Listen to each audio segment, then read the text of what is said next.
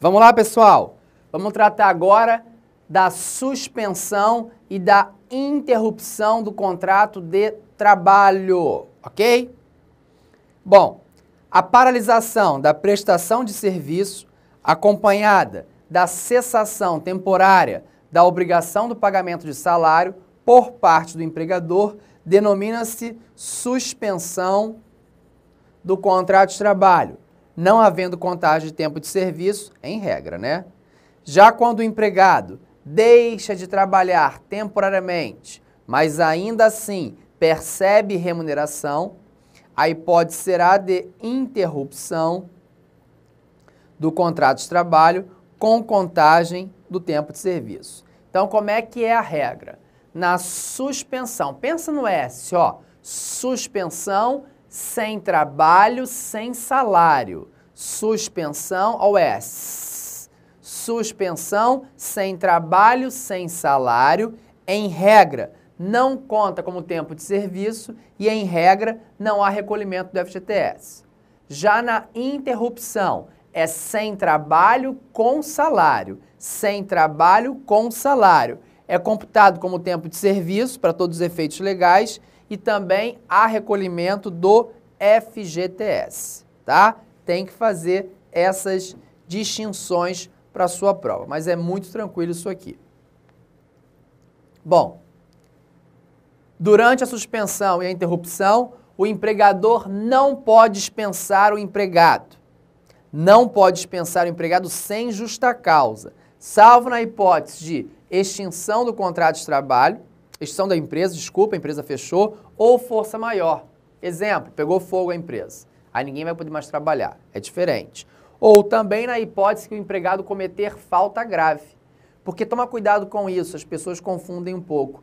Na suspensão, as principais cláusulas, as principais condições do contrato estão suspensas. Agora não são todas, não. O empregado não pode aproveitar que o contrato dele está suspenso e divulgar lá nas redes sociais, por exemplo, o segredo da empresa. De uma fórmula da empresa, ele pode? Claro que não. Se ele fizer isso, ele cometeu falta grave. Mesmo o contrato suspenso, ele é dispensado por justa causa. Da mesma hipótese, o empregador agrediu fisicamente, o empregado agrediu fisicamente o empregador no shopping. Encontrou o empregador no shopping, agora como me vingar? Meu contrato está suspenso? Não, cometeu também uma falta grave. O que está suspenso são as principais condições daquele contrato, mas não todas, tá? Deixa eu ver se eu coloquei isso aqui para você, ó. Em caso de justa causa praticada pelo empregado ou pelo empregador, será possível a extinção do contrato durante a suspensão, assim como o pedido de demissão. O empregado também pode, no curso da suspensão, pedir demissão, obviamente. Olha aqui as principais diferenças e características também. Interrupção e suspensão. Interrupção, não há prestação de serviço. Suspensão, não há prestação de serviço. Eu não trabalho nem na interrupção, nem na suspensão. Interrupção, empregado recebe salário. Suspensão, empregado não recebe salário. Interrupção, há contagem de tempo de serviço. Suspensão, não há contagem de tempo de serviço, essa é a regra. Se é a regra, deve ter exceção. Interrupção, há recolhimento do FGTS. Suspensão, não há recolhimento do FGTS. Também é a regra, ok? Então, esse quadro comparativo aí ajuda. Vamos agora analisar as hipóteses de interrupção do contrato de trabalho. As hipóteses que o empregado não trabalha, mas recebe salário. As principais hipóteses estão previstas no artigo 473 da CLT. Então, aviso aos navegantes, agora são todos, seja você técnico ou analista, engole o artigo 473 da CLT, porque ele vai cair na sua prova. Artigo 473 da CLT está sempre presente nas provas de tribunais. Então, da CLT, mãos à obra nele. O empregado poderá deixar de comparecer ao serviço sem prejuízo do salário. Observa, se ele vai comparecer sem prejuízo do salário, eu estou diante de uma hipótese de interrupção do contrato de trabalho. Sem trabalho com salário. 1. Até 2 dias consecutivos, em caso de falecimento. De quem? Do cônjuge, ascendente, descendente, irmão ou pessoa que, declarada em sua carteira de trabalho e previdência social, viva sob sua dependência econômica. Então, na hipótese de falecimento, o empregado vai ser dispensado do trabalho e é contado como tempo de serviço por até 2 dias consecutivos. Inciso 2, até 3 dias consecutivos em virtude de casamento. Então, para casar, ó, a licença é maior, né? Para casamento, o empregado fica sem trabalhar por até 3 dias consecutivos, ok? Como é que eu posso chamar essas licenças, gente? Do item 1 e do item 2. Você nunca ouviu falar nisso? No item 1, que fala sobre a morte, falecimento, é chamado de licença nojo. Nojo, isso mesmo. E no item 2, licença gala. Posso chamar de licença nojo e licença gala. A CLT fala em licença gala. Fala, professor, aonde? Segura aí, que eu vou te mostrar. Licença nojo, na hipótese de falecimento, isso cai muito, sabe aonde? Em concurso que você faz de tribunal localizado, que tem negócio de estatuto, né, dos servidores, tem sempre isso lá. Mas, numa prova muito difícil, ele pergunta, mas é difícil. É só para você saber. Licença nojo para o falecimento e licença gala para o casamento. Há quem entenda, veja bem, não sei o que estou falando não, há quem entenda que os nomes foram invertidos. Que seria licença gala para o falecimento e nojo para o casamento. Há quem entenda. Brincadeira! Brincadeira! Senão a mulherada escreve para mim me azucrinando. Brincadeira, viu? Brincadeira, brincadeira. Ok? Seguindo. 3. Por um dia, em caso de nascimento do filho, no decorrer da primeira semana. Preste atenção aqui. Atenção! Abre o olhão agora.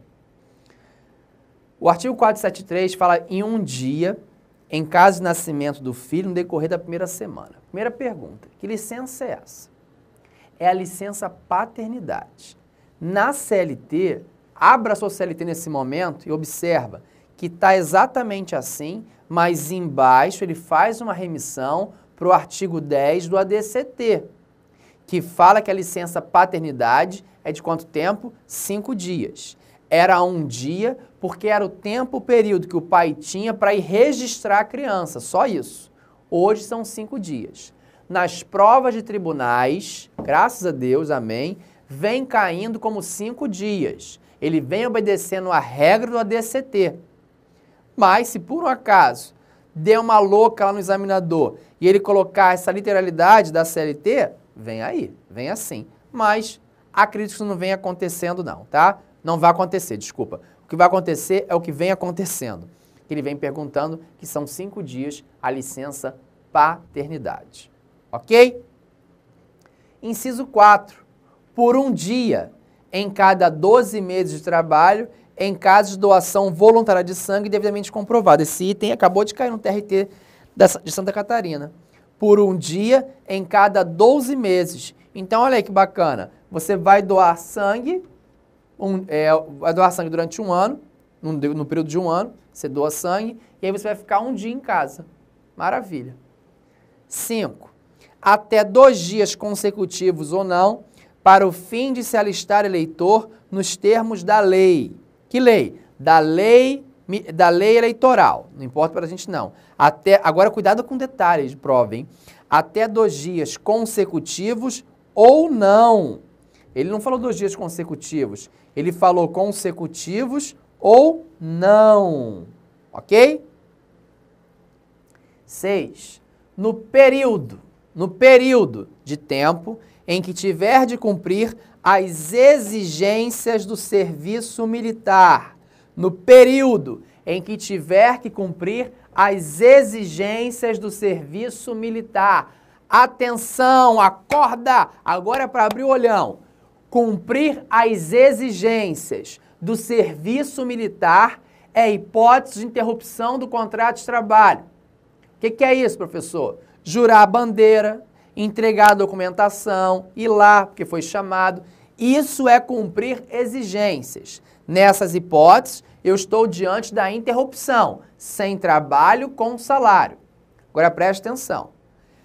Se você for prestar o serviço militar obrigatório, aqueles 12 meses que o homem fica lá no serviço militar, no quartel, esse período é chamado de suspensão do contrato de trabalho. Sem trabalho, sem salário. Sem trabalho, sem salário. Repetindo, cumprir as exigências, e a prova tem que ser expressa, bem clara.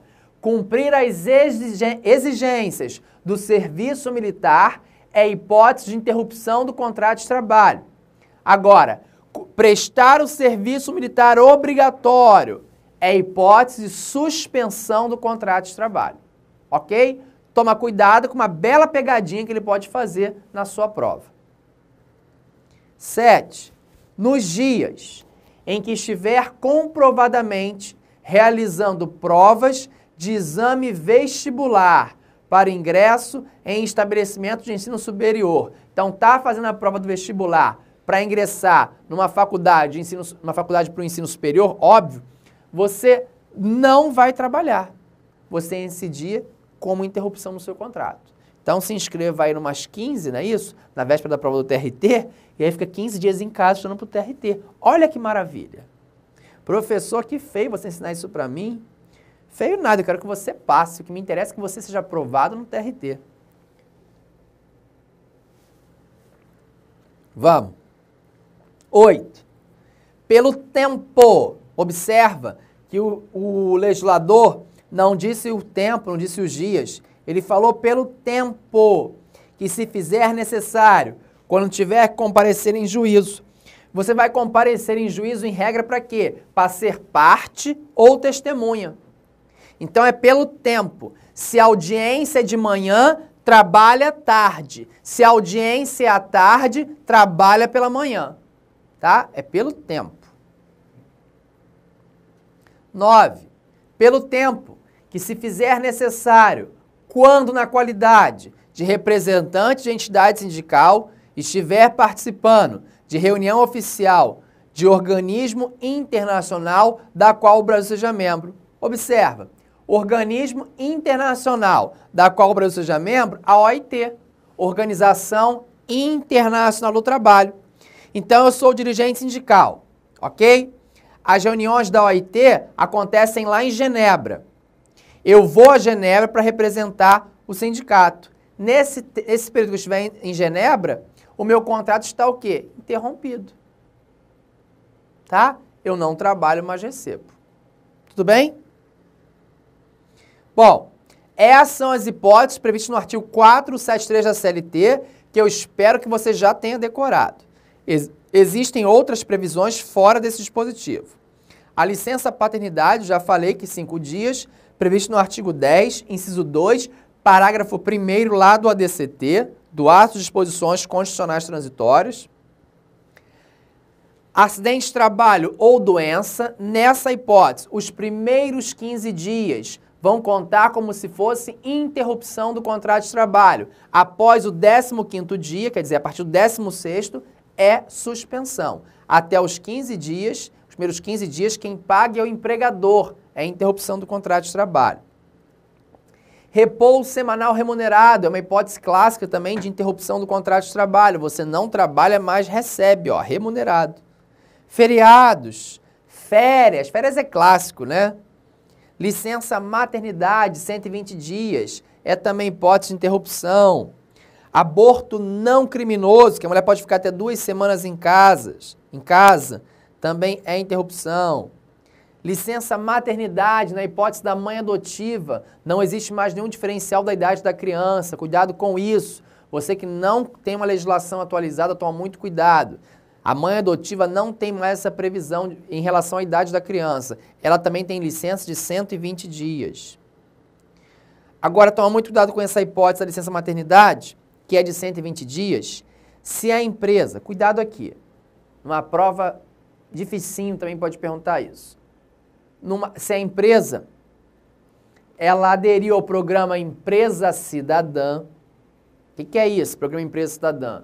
Ela pode prorrogar por mais 60 dias a licença maternidade da gestante. Então, ao invés dos 120 dias, ela fica 180 dias. Pode? Pode, se a empresa for optante do programa e também se existir a vontade expressa, a quiescência da empregada no sentido de prorrogar essa licença. Muitas vezes, ela não quer prorrogar com medo, né, gente, de perder futuramente o seu cargo. Alguém chegar lá, ficar mais tempo, se destacar, enfim. Essa é a realidade do serviço privado, a gente sabe disso, por isso que você quer ingressar no serviço público para não passar por esses problemas, né? Ok? Bom, e na hipótese do professor, hein? Professor tem uma regrinha própria. O artigo 320, parágrafo 3º da CLT fala assim, ó.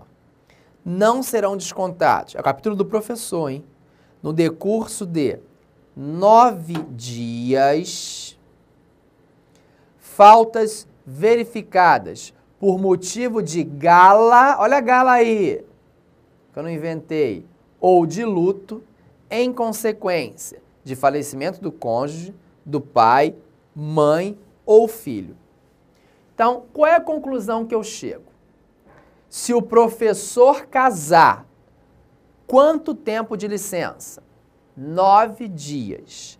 Se morrer, o marido ou a esposa do professor, o pai ou a mãe do professor, ou o filho do professor, quanto tempo de licença? 9 dias. Repetindo, se o professor se casar, quanto tempo de licença? 9 dias. Se não for professor e se casar, quanto tempo de licença? 3 dias. Se morrer o marido ou a esposa do professor, a mãe ou o pai do professor, ou o filho do professor, quanto tempo de licença? 9 dias. E se não for professor, até 2 dias. Agora, olha que coisa interessante. O artigo falou pouco. Então, eu vou chegar à seguinte conclusão. Se morrer o irmão do professor ou o dependente do professor declarado na sua carteira de trabalho, o professor vai ter a licença de 2 dias. Por quê? Porque o artigo 320, parágrafo 3º, não falou nem do irmão, nem do dependente, como falou o artigo 473 no inciso 1 da CLT.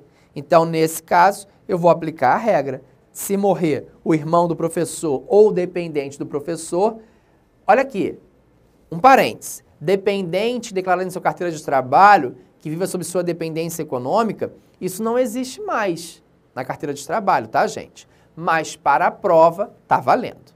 Eu não preparo você aqui para a prática na sua vida trabalhista, não. Estou te preparando para gabaritar e para fechar a prova de direito do trabalho, ok? Fechado parênteses.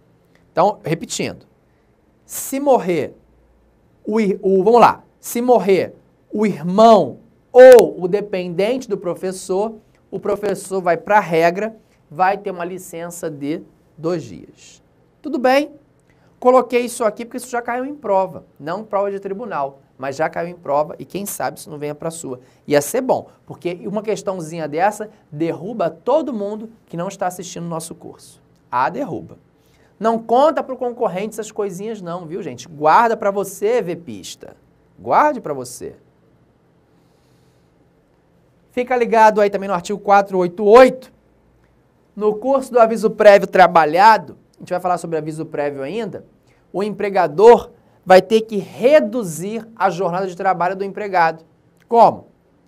Em 2 horas na jornada, ou o empregado falta 7 dias corridos. Ele não pode substituir esse período, tem que dar a redução dessa jornada no curso do aviso prévio trabalhado.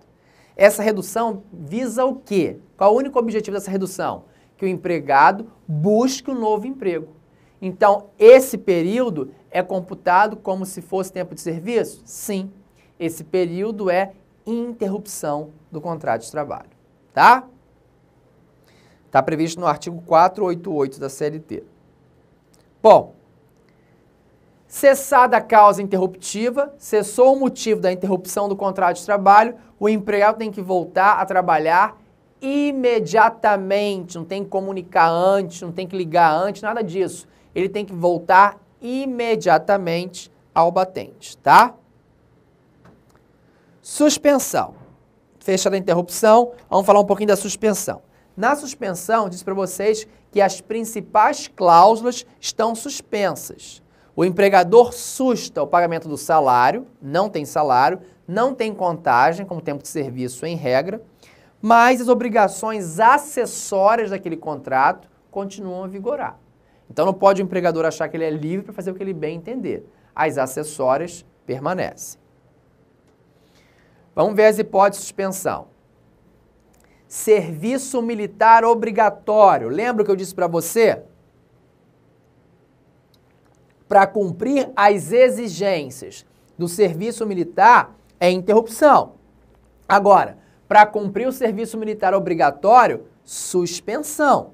Artigo 472 da CLT acabou de cair agora, despencou no TRT de Santa Catarina, hein, minha gente? O afastamento do empregado em virtude das exigências do serviço militar ou de outro encargo público não constituirá motivo para alteração ou rescisão do contrato de trabalho por parte do empregador. O afastamento para o serviço militar obrigatório vai gerar a suspensão do contrato de trabalho. Sem trabalho, sem salário. Só toma cuidado aqui.